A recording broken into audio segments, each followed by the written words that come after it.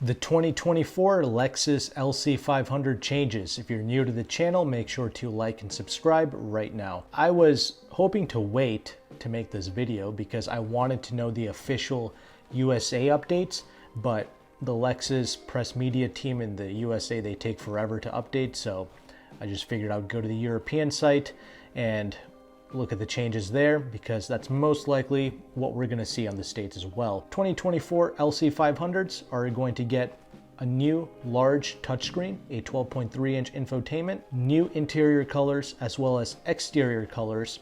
We're also going to get the same typical suspension / chassis updates that they've been doing for the past 5 years now. And you're also going to get new safety tech, and you're also going to get something known as the Ultimate Edition. And with this Ultimate Edition, they're actually making engine changes as well as differential changes. I'll get into more details later on in the video. First, I just want to talk about the suspension and the chassis changes. I was previously an owner and someone who was leasing the 2020 LC500. Loved the way that car felt.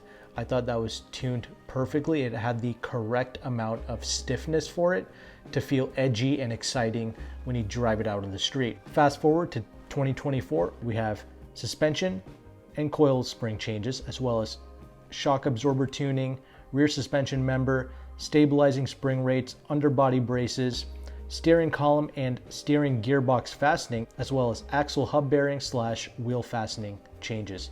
This is what they've done in 2024, and they've said all of these incremental improvements have led to a sharper steering response as well as enhanced ground contact feel. They have been using that phrase, enhanced ground contact feel, for the past 5 years now. I'll explain to you the biggest change I noticed in the 2021 convertible I tested. The 2021 model year literally rides like a 1950s Cadillac. I'm not even joking. It has such a plush ride quality to it. It's genuinely the softest, most comfortable riding sports car type vehicle that's out on the market today. And I'm assuming the 22, the 23, and this 24 are all gonna feel very similar to the 2021 because they've been using the same buzzwords, and the result of these buzzwords are incredibly soft ride quality, which if you're 60 and older with back issues or something, you're gonna love the way the newer 21s and up ride.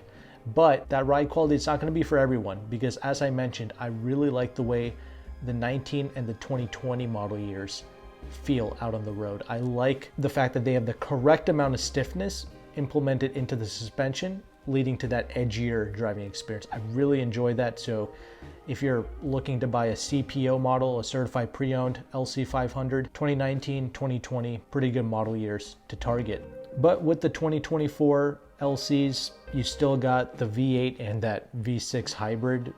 If you're into that, they're still producing it, and you're still going to be able to purchase this as a coupe or a convertible. The other big change that many people wanted was an infotainment upgrade, and we have that here. We have a 12.3-inch touchscreen, and you know what? They actually did a good job of implementing it with the LC500 interior space. When they updated the LS500, the sedan, with this new touchscreen, I didn't really like the implementation of it. I personally really liked the infotainment that was hidden behind that glass panel. I thought that was the most elegant solution. I thought it looked really nice. So when they went to the touchscreen in the LS500, I didn't like it.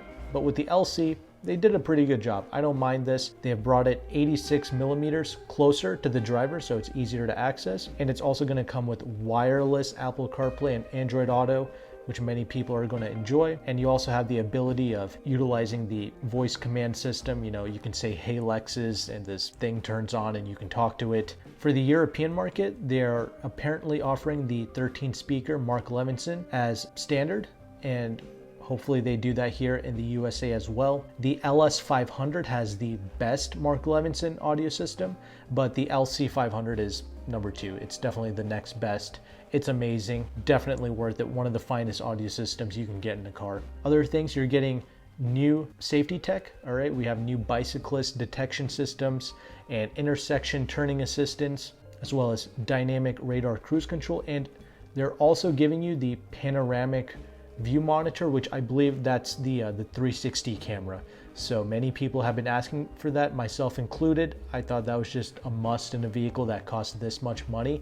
I'm very happy to see that here. Once again, hopefully the USA market gets that panoramic view monitor camera as well. But to give you a 360 camera, they're saying that the exterior mirrors had to be reshaped because they had to fit some new cameras in there. But when they reshaped the mirrors, that led to reduced wind noise and improved aerodynamics. So we'll see how noticeable that is if I ever get an opportunity to test this vehicle. I'm sure it's very slight. I never had any wind noise issues with the LC500s. Okay, moving on, the interior also gets some new colors. We have a new blue interior space, which it's not really my favorite, but I'm glad that they're offering it to us, and I'm sure some people might really like it, so I'm glad it's here. It's certainly very cool. The LC interior is just so exquisite. I'm just glad to see the options at least. My personal favorite interior colors, it's the beige as well as the new orange color that they've introduced. I don't have a lot of pictures or videos to share with you regarding the 2024 LC. They haven't really given us much here. Same thing with the exterior. We have the new copper color as an exterior color choice for the LC500. It's that same color that was introduced with the new RX.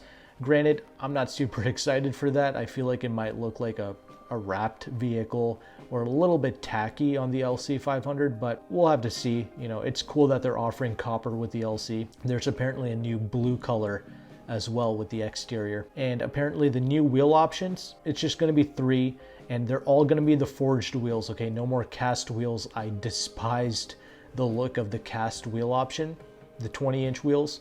So now we have the 20-inch forged wheels. Now those look decent. That's gonna be the new base wheel option, and then you're gonna have the traditional 21-inch wheel that we're used to, as well as the 5-spoke black wheels. I actually saw the 21-inch black wheels in person, and they actually look really good. I think that might be my new favorite wheel option. Otherwise, I did like the previous wheels as well. I thought that was really good. The ones that I had on the 2020 car, I thought that was still pretty amazing. Looked very exotic with the two-toned chrome and black finish. Finally, I want to talk about the Ultimate Edition. This is going to apply to the V8 powered coupes and the convertibles. It's going to be the exclusive model for 24, and it's going to come with a specially tuned engine. And for the exterior, we get a new elegant matte white finish, as well as a few other subtle tweaks and changes with the exterior, one of which is going to be the canards that you see on the front bumper. This is going to help to reduce lift and increase the handling / stability of the LC500. Comment below if you like the way those look.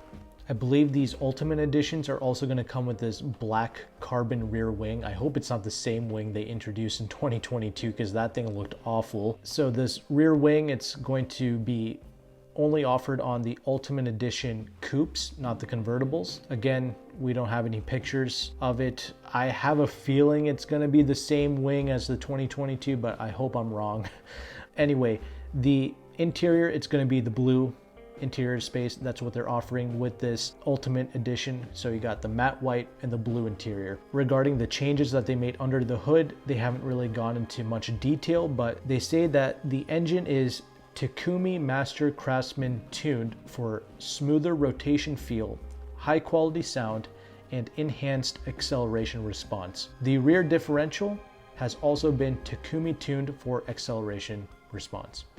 This is all the details that they've given us regarding the Ultimate Edition. Knowing Lexus, there's probably like a 3 or a 4 horsepower increase, but whatever. A subtle difference is fine, you know. This is pretty much all I wanted with an F-Sport model, okay? I just wanted them to make subtle tweaks and changes with the engine, maybe give it a slightly louder exhaust, give it some carbon bits and pieces here and there with the bumpers, a more aggressive rear diffuser, a proper looking spoiler, you know, not that nasty one that they introduced in 22. But I just wanted them to make the LC look proper with an F-Sport package, give it a more throaty noise than what it already has, and I just think that would have been amazing, but they're not doing that here. This is the closest we've gotten to that with this Ultimate Edition. Again, we'll just have to see what they do for the USA market. But do I still recommend the LC500 after all these years? Absolutely. If you're shopping for a new sporty vehicle today, the LC500 is one of the most unique offerings that you can get. If you understand what I'm saying, if you've seen all my other LC500 videos I've done in the past with my own car, and you get what I'm saying, you get what I'm describing regarding this car, then get it. It just has such an emotion to it. It's got one of the most exquisite interior spaces for the money. For 100 grand, I mean, you can't beat that interior space. You literally have to step up to like Bentleys and things of that nature, and even then it's, you know, a level of diminishing returns. This LC500 interior space, the solidity, the quality, it's just next level. So that adds to it. The V8 engine, it's one of the most sonorous sounding engines that you can ever experience. I love the quality of the exhaust. I love the way it revs out. It's like you can feel and hear every cylinder go up and down. It's the craziest noise. I love the upshift. I love the way it bounces off the rev limiter. It's pinnacle naturally aspirated V8 experience. It really is. It's the best V8, impeccable build quality, and you don't have to be doing 130 miles an hour in this to have fun. You can be going at 30 miles an hour, still feel the quality, still have fun. That's the magic of this car. It feels great at every speed, from 10 miles an hour all the way up and past 100, 150.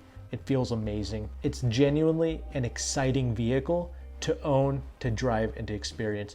And if you understand what I'm talking about here, if you've driven a lot of other cars and you came from that experience disappointed, and you're looking for that vehicle that can somewhat fill the void in your automotive heart, this LC is definitely one that you would want to take a chance with. Now keep in mind, there are some issues with owning this car. The first issue is it's a Lexus. It's a Japanese vehicle.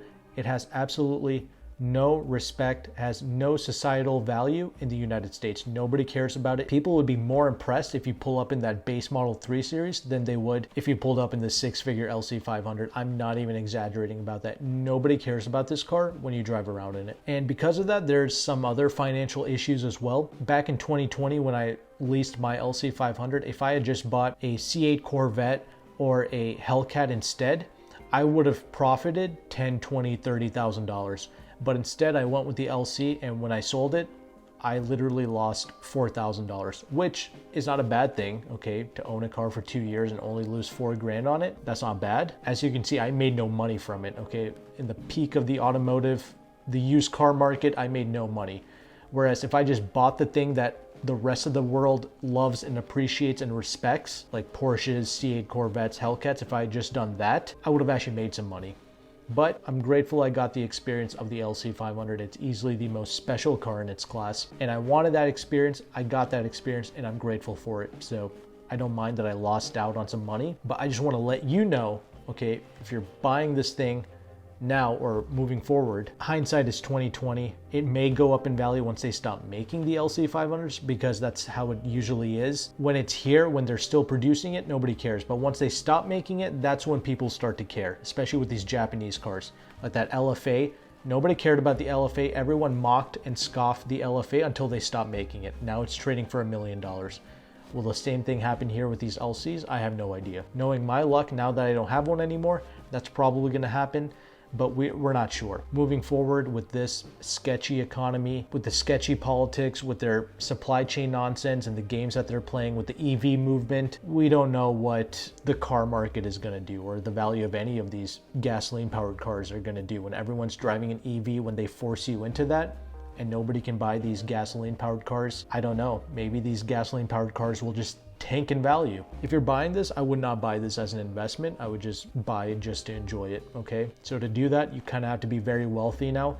These things don't lease out very well anymore, like back in 2020. This and a brand new Audi R8 leases out for the same price. So leasing is out of the question. I would just do the 48-month Lexus finance or pay cash for it. That's the only way I would buy a new or a certified pre-owned LC. But really, you know, with this economy, the best use of your money is probably to buy some farmland, learn how to do some agriculture, buy a reverse osmosis machine, start a little clean water thing in your backyard. I don't know, that might be a better use of your money than, you know, blowing it on these luxury products, at least with the way things are progressing in the world. When things hit the fan, you know, you can't chew on that Rolex watch, you can't chew on the LC500 tire rubber, you know. So that's just something to be cognizant about.